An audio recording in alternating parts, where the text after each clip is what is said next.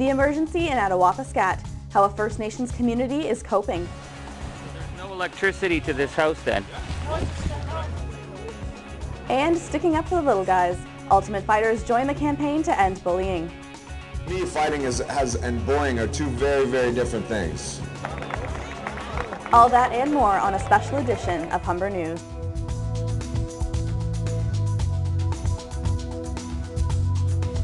Hello and welcome to Humber News, coming to you from the Broadcast Center at the North Campus. I'm Mehreen. Thanks for joining us. And I'm Nicole Bogart.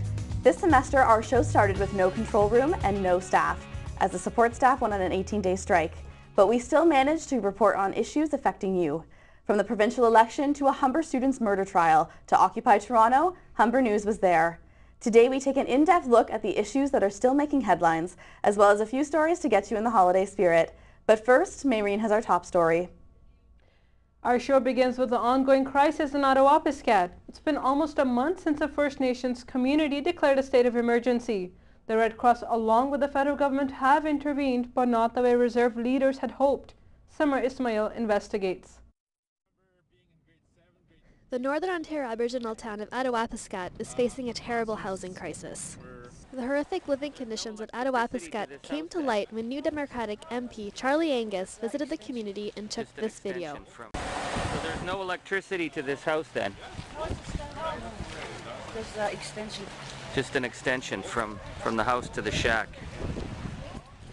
These living conditions can have horrible health consequences, according to the Ontario Registered Nurses Lynn-Ann Mulrooney.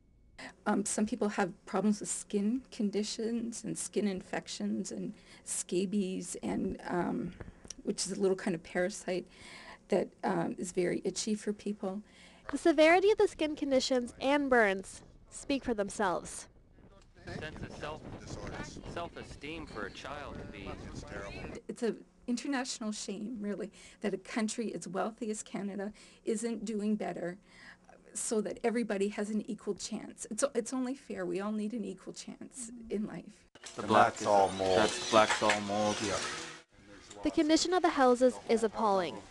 The black mold in the houses puts people at risk of infection and disease. Humber's Aboriginal elder says this is not the first time that a crisis like Attawapiskat has happened in Canada. I think that it has been happening for a number of years in this country, and unfortunately it takes the smaller communities like Attawapiskat to get people to pay attention that these third world conditions are here alive and well in Ontario and in Canada. And no water? No, of course no water. No washroom.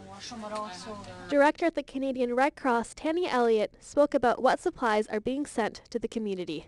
We've sent up sleeping bags and some heaters, and we've also assessed other needs that will include generators, some things to help insulate homes, rugs, and other things to help people stay warm during the winter months. It's unknown how long the problem in Attawapiskat will continue, but it is clear from the people we spoke to that they are unhappy with the way the government is handling the situation. And until something is done, the people of Attawapiskat will continue to suffer. Summer Ismail, Humber News. Communities across the province are going to new lengths to end bullying. Following a string of teen suicides, the provincial government introduced an anti-bullying legislation in November. But an expected group is trying to ensure safe environments for youth. Mixed martial arts artists took off their gloves to address bullying at a UFC Community Works event at the Rogers Centre. Sarah Cresswell was there. Hundreds of kids from across Ontario came to the Rogers Centre to listen to what Ultimate Fighters had to say about bullying. UFC lightweight Sam Stout was the first fighter to take the stage. To me, fighting and bullying are two very, very different things. You know, I fight for the UFC. I train every day for it. I'm a professional. The guys I'm fighting are willing participants. Sergeant Kevin Hooper represented the Toronto Police, who with the support of the city are making bullying a main priority on their agenda. The bullying is actually starting in junior kindergarten. These 6-year-olds and 4.5 and 5-year-olds may not know by definition what they're doing, but what they're actually engaged in is bullying, and they're setting a very bad example for other kids because other kids are following them. After talking to the crowd, the UFC fighters invited the students to come down and meet them personally. I want you tickets, so keep doing what you're doing, but make sure you get your... 1, 2, 3. The police and even the mayor are saying the best way to end bullying is to let someone know when it's going on. The City of Toronto and the Toronto Police Service will not tolerate bullying, and we encourage students to come forward and report all incidents of bullying. UFC analyst Joe Ferraro says he was a victim of bullying growing up and was happy to see the tough guys saying it's not okay to harass anyone. I'm glad I took martial arts because martial arts was my avenue to be safe. It taught me a lot of humility. It taught me to be humble. It taught me to respect my elders, respect authority. And I think it was important for these kids today. They're at-risk youth. The anti-bullying initiative is already working. Today at the event, a young boy reported to a police officer that he was being bullied. And before he even left the building, the police, along with school staff, were working to bring it to an end. Sarah Cresswell, Humber News. Jenna Morrison was riding her bike to pick up her son from daycare last month when her life was cut short. Morrison, who was pregnant at the time, was pulled under a truck at an intersection in Toronto's West End. Now politicians and cycling advocates are demanding the federal government make sideguards on trucks mandatory. Reporter Kathleen Finley has the story. Over a month after she was hit by a truck in the city's West End, Torontonians continue to mourn the death of Jenna Morrison. The pregnant yoga instructor was riding her bike to pick up her son when she was caught under the wheels of a truck. Her death has sparked renewed calls by the cycling community to make it safer for bikes and trucks to share the road. Andrea Garcia, Director of Advocacy and Operations for the Toronto Cyclists Union, says Morrison's death has rallied the city's cyclists. It really is sort of served to renew calls that have really been around since the 1990s about the necessity to mandate side guards on trucks. Toronto City Council overwhelmingly approved a motion to look into more safety measures for trucks. One of the most contentious is side guards. The metal panels line the sides of the truck and are meant to prevent cyclists and pedestrians from getting caught underneath the wheels. Councillor Glenn DeBearmaker introduced the motion last month and says side guards are necessary to prevent more tragedies from happening. There's 30,000 people a day in the summer in the city of Toronto and in the downtown core cycling to work every day, and those 30,000 people need protection. This isn't the first time mandatory side guards have been proposed. Initiatives have been pushed at both the municipal and federal level over the last 20 years. Marco Baguetto of the Canadian Trucking Alliance says the proof side guards save lives just isn't there. We don't see that there's any evidence out there in all the literature available to suggest that they are proven to prevent injuries or deaths. All available research either comes out inconclusive or actually says that they will not prevent any injuries or death. The Toronto Cyclists Union says the trucking industry isn't doing their homework. That's the one study they keep referencing. There's about 10 others that are conclusively say truck side guards saved lives. Proponents of the side guards say resistance from the trucking industry isn't surprising. But Rob Jackson, a 25-year trucking veteran, says this change could be a good thing. As far as I'm concerned, if it's going to save somebody from going underneath our vehicle in the accident, it's worth it. Although Toronto City Council moved a step closer to putting side guards on Toronto's trucks, the victory for cyclists might be hollow at best. With the federal government and the trucking industry largely on the same side, it might be some time before Canadians can expect to see mandatory truck side guards nationwide. For Humber News, I'm Kathleen Finley. People across the GTA may be looking forward to some spiked eggnog or a champagne toast to bring in the new year, but they also should be thinking about how they'll get home. The risk of drinking and driving becomes a dangerous reality over the holiday season.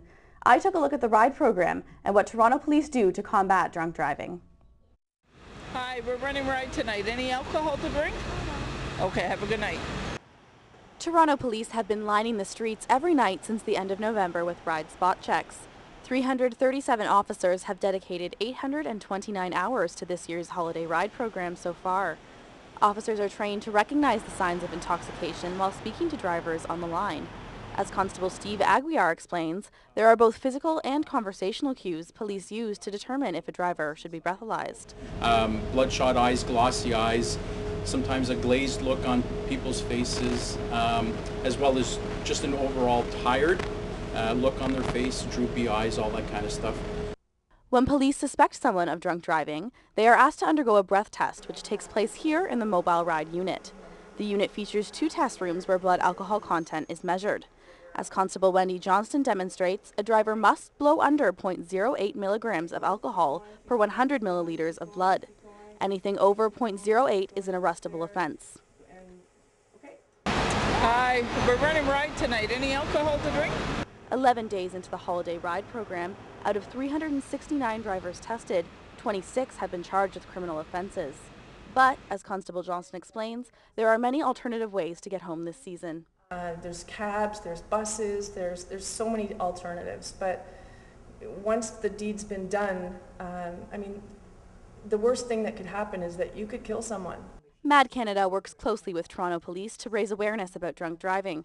Carolyn Swinson, Victim Services volunteer for MAD Toronto, cautions that drinking and driving deeply affects both the victim and the offender.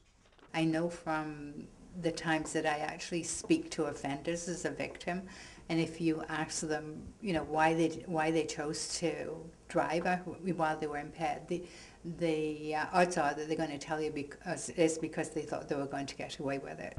Toronto Police have conducted over 85 ride spot checks so far this holiday season. Although only 1 in 38 drivers who have been pulled over have been drinking, there is a small increase in those who have been arrested for drinking and driving offenses. The message this year is to stay safe on the roads during the holidays. Nicole Bogart, Humber News. Mayor Rob Ford has pledged to cut city spending, and it looks like he's following through. Arenas, libraries, and cultural landmarks are not safe from Toronto's 2012 budget cuts. But rumors of 4 heritage museums going on the chopping block were quickly dismissed after a public outcry. Hannah Vanderkoy has more on how these museums were saved from getting axed. 4 city-run museums have been spared from the long list of cuts in Toronto's 2012 budget. Last month, Councillor Joe Mihevic leaked that 3 historic museums, Montgomery's Inn, Gibson House, and Zion Schoolhouse, as well as Market Gallery, an exhibition space in St. Lawrence Market, could see closures next year. He says the museums are important to Toronto's history. Cities also have histories. They are the way they are because of the particular players and dynamics. And so we have an interesting story here in the city of Toronto.